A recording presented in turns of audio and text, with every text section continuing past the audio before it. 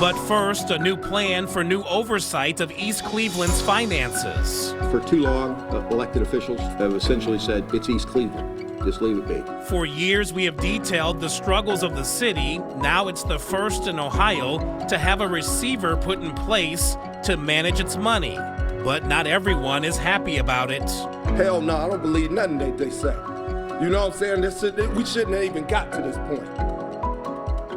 So what does all of this mean for residents and East Cleveland's elected leaders? News 5 investigator Scott Knoll asked those questions. He's here now with what he's learned.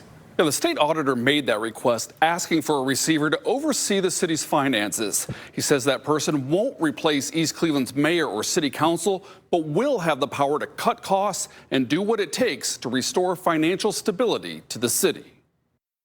After decades of fiscal emergency, a new plan to help get East Cleveland out of the red. For too long, people simply just kicked the can down the road. It's time for that to end.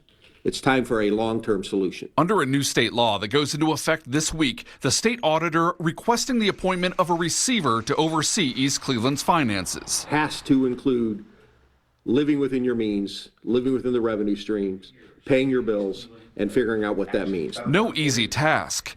Today, the auditor said East Cleveland's revenues total about $11 million a year, but the city currently spends about $12 million. That's a $1 million deficit and does not include approximately $65 million in unpaid judgments against the city, much of it tied to police misconduct cases. Just the interest on that is almost half of the budget.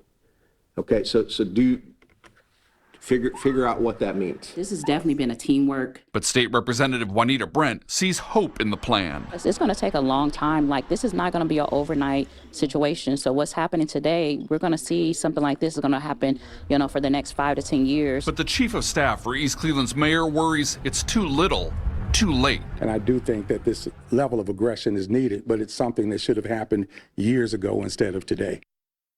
This whole process still needs to make its way through the Ohio Court of Claims. The court will be the one who appoints and oversees that receiver. The auditor hopes that can happen soon.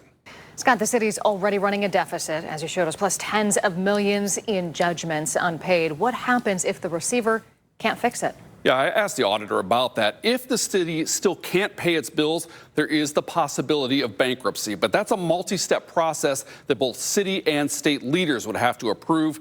The auditor believes the best solution is figuring out a way for East Cleveland to attract new people and new jobs to the city, increasing tax revenue along the way.